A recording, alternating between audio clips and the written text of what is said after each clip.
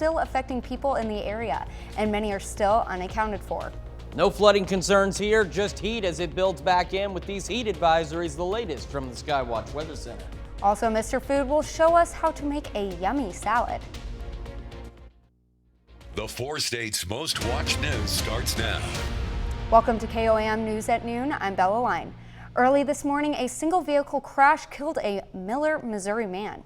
First responders arrived on the scene around 2 a.m. but are unsure of when the accident took place in Lawrence County. The vehicle is believed to have traveled off the left side of the roadway, striking a fence and tree, then overturning, which ejected the driver. A fatality report shows that this is the Troop D's 67th fatality of 2022. On Sunday, political candidates of the Republican Party hosted a freedom rally at Lincoln Park in Pittsburgh. The goal is to express their views for the people of Southeast Kansas. The event also gave the candidates a chance to meet their supporters and listen to their expectations. More involved, because I think too many people are just not getting involved, and that's why a lot of things go the way sometimes we don't want it to go. But I think it was very beneficial. We really heard some good points, and it helped me to understand what the candidates or what their side of the things are, and especially the education part, because I'm really concerned for our education. Along with free drinks, live music was performed by the Matt Klepfer Band. The event was open to all Republican voters or anyone who wanted to hear from the Republican candidates. Chris Warner brings us the forecast. Yeah, Bella, it's another hot one again today, and it's going to be that way the rest of the week. After a nice break through the weekend with some cooler temperatures and even some rain, Skywatch Storm Tracker has nothing to do for us right now other than bring us bad news, which is in the shade of orange here. These are heat advisories for Southeast Kansas. They run until tomorrow at 8. For Southwest Missouri, they run until Wednesday at 8. I would not be surprised if they get extended, because it's going to be hot all week long. Despite the rain we saw, Drought Tracker still has a good chunk of the area in extreme, which is one mark off of the exceptional drought conditions that we could be at. And the rain we saw, just not enough to make a dent. Helpful, just not enough to make a dent. Now, there have been some scattered showers down in northwest Arkansas, so they're a little bit cooler. The rest of us are sitting in the lower to mid 90s. Quick look at the future track shows us absolutely nothing except maybe a passing cloud or two. The only thing it does show is we may see a shower or storm late tonight, early tomorrow morning. Otherwise, we're going to stay dry. We go through the day, 82 by midnight, sunny and clear skies. And as we get into the overnight hours, we're going to be in the lower to mid 70s for overnight lows. We'll take a look at the complete forecast, including that 7-day, if we dare, here in just a little bit. All right, thanks, Chris. Californians are suffering as the largest Californian wildfire in 2022 continues to wipe out rural areas. The flooding in eastern Kentucky has killed 30 people so far and left many unaccounted for.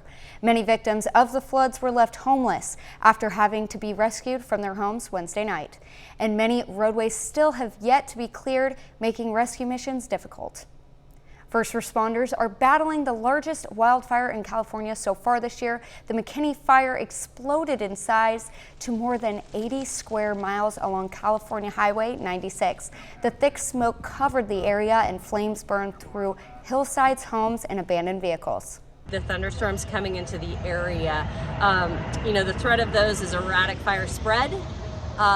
It means that we can't predict which way the fire is going to go. When those thunder cells collapse, they tend to drive the fire in all directions. Obviously, that's a threat to firefighters. It also can cause that rapid fire growth. About 400 structures were under threat, but authorities have not confirmed the extent of the damage yet. President Biden has tested positive for a rebound case of COVID.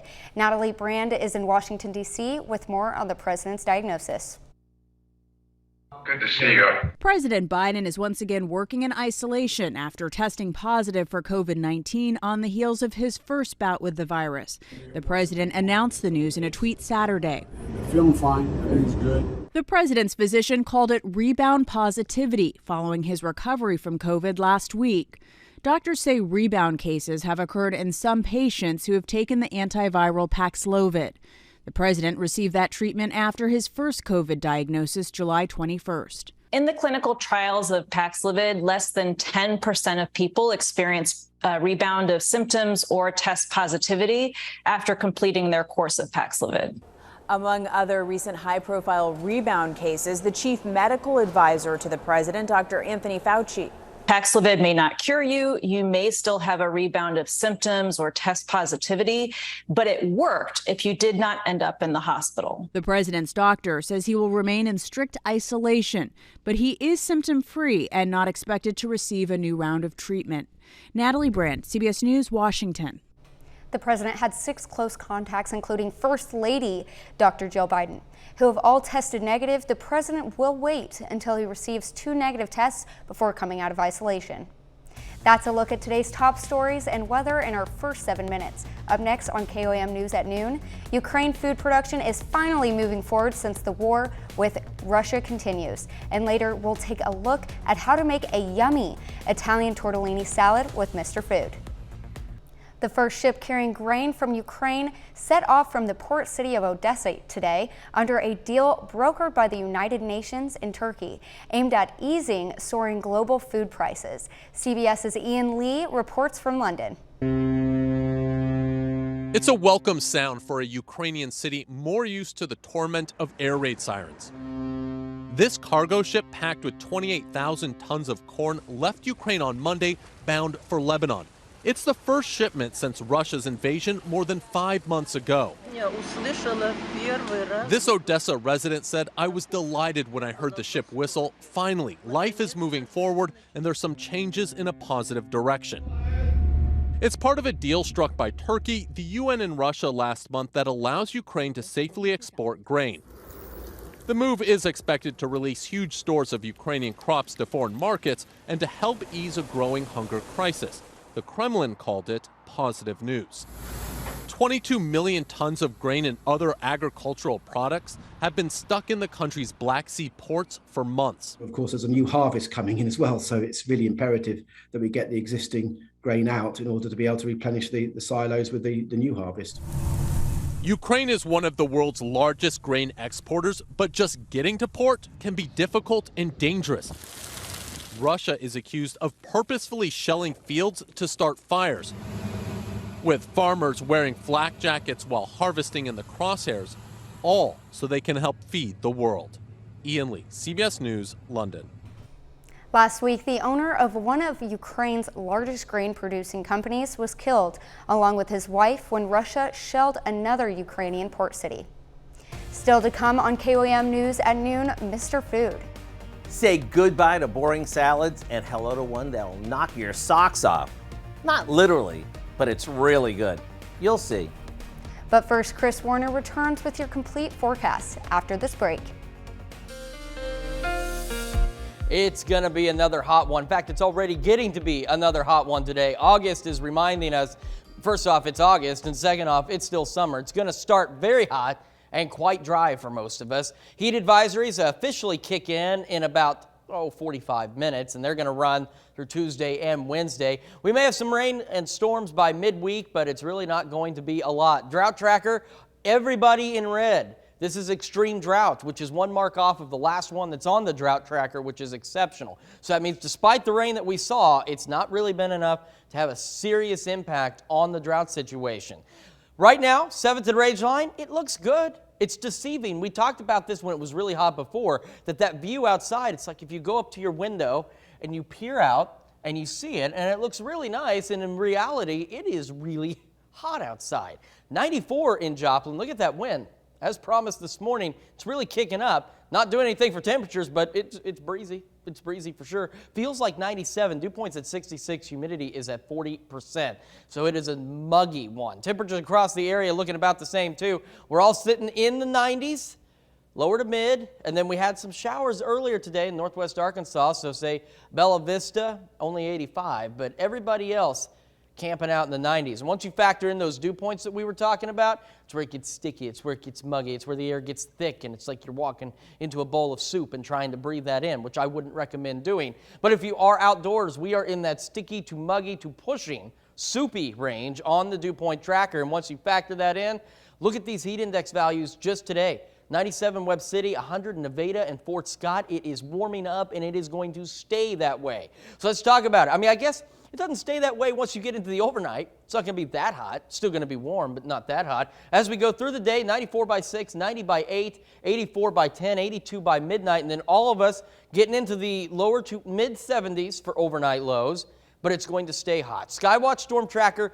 busy the last few days. Today, it's really bored. It has nothing to do, so it painted a lot of orange on there for us. So if you're in southeast Kansas, these are heat advisories through Tuesday at 8 o'clock. And in southwest Missouri, these are heat advisories until Wednesday at 8, but would not be surprised if some of these get extended. So we're back to this, telling you about those extreme heat safety tips, because it's super important that you do take the appropriate precautions in the extreme heat. So make sure you're staying hydrated, taking those breaks, you're limiting those strenuous outdoor activities, wear lightweight, light-colored clothing, and be sure to check on the elderly and the pets, because again, we're getting into extreme heat, and you can never be too careful, and it is extraordinarily important to be careful as the temperatures rise.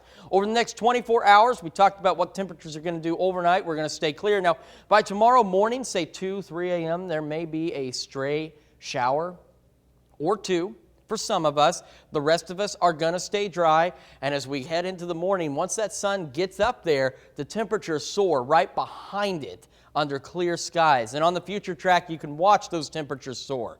They'll rise right on up there. Now here again, this is 2 a.m. Tuesday. These are the few scattered showers, maybe a rumble of thunder that we'll see. Otherwise, as you saw in there, the majority of us staying dry, and dry is going to be the theme heading into Tuesday. Check out Yates Center, Independence, highs pushing 100 by 4:30, 98 in Joplin and Pittsburgh by 4:30. Doesn't cool off a lot overnight either. I mean, check this out. We're talking 80-degree overnight lows. And then Wednesday night into Thursday is when we have our best chance of maybe some showers and thunderstorms that'll go overnight and into early Thursday morning. And they might help the temperatures a bit on Thursday. We got to see what they all do. The other thing that's not so fun that we've unfortunately had to bring back here is these little red boxes. These are alert days because of those heat advisories, and of course if they get extended, then that means we'll see more alert day boxes fill in on this 7 day. So let's talk about the next 7 days. Hot today, hot tomorrow, hot Wednesday. Depending on what we get storm-wise, maybe not as hot Thursday, hot Friday, hot Saturday, hot Sunday. So again, we've got a system that's going to bring in a chance of showers and thunderstorms late Wednesday into early Thursday. It might bring this temperature down a few degrees, but not significantly. Check out the overnight lows too. Not really cooling off a lot. Friday into Saturday, 80 degrees. We're pushing the hundreds by the end of the week and into the weekend.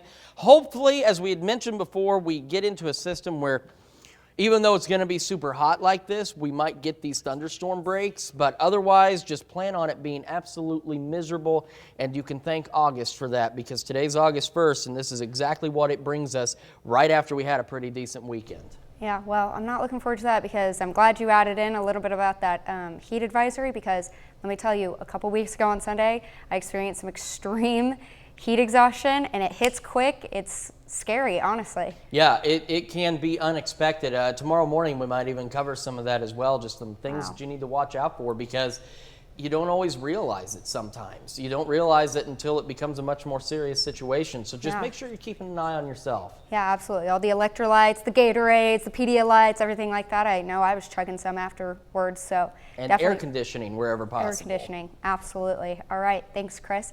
We take this time now to honor today's four-state hero, Charles Sutton. Served in the Army from 1942 to 1945 in the South Pacific, and his hometown is Iola, Kansas. Thank you, Charles Sutton, our four-state hero. To learn more about other heroes or to submit your own hero, just go to our website, koamnewsnow.com.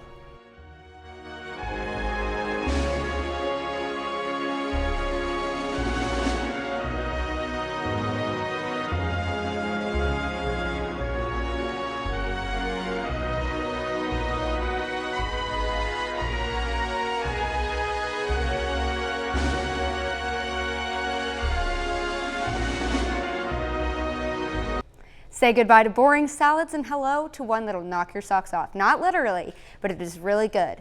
You'll see today in the Mr. Food Test Kitchen.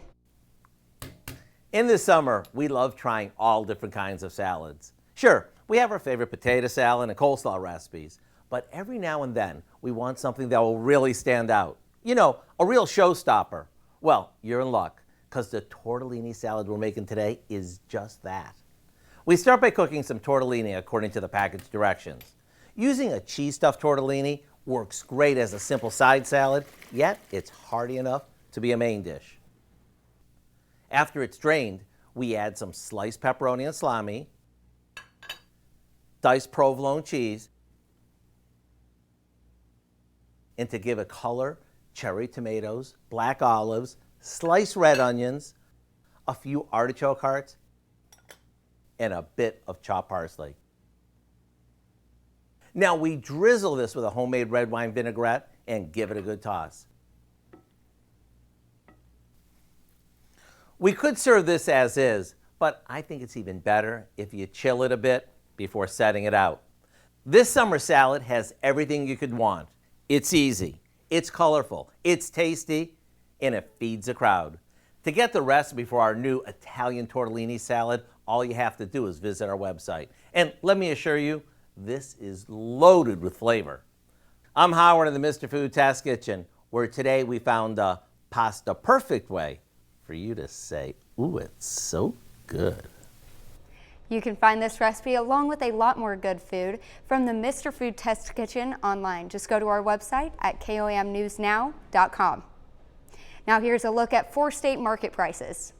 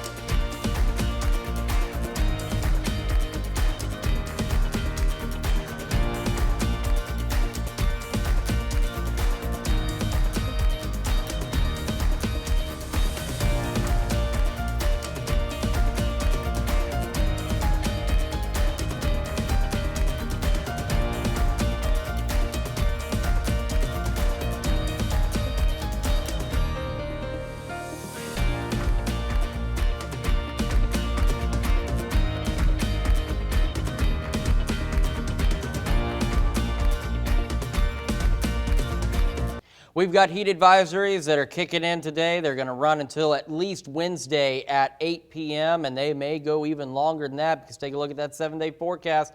Alert days through Wednesdays, temperatures getting into the 100s. Maybe some rain Wednesday night into Thursday, but no break from the heat.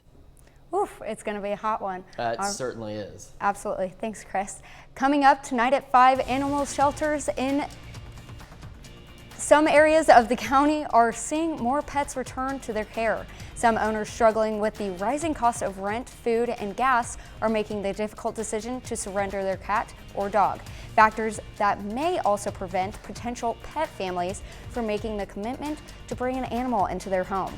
We'll take at the effects of inflation on these furry friends, plus hear from local real estate realtors on how recent inflation changes could affect your pocketbook. And Pittsburgh State University recently receives federal funding and talks about how the school is using the funds. Joins us for those stories and more on KOAM News at 5. Thanks for joining us on KOAM News at noon. We'll see you right back here at 5 o'clock.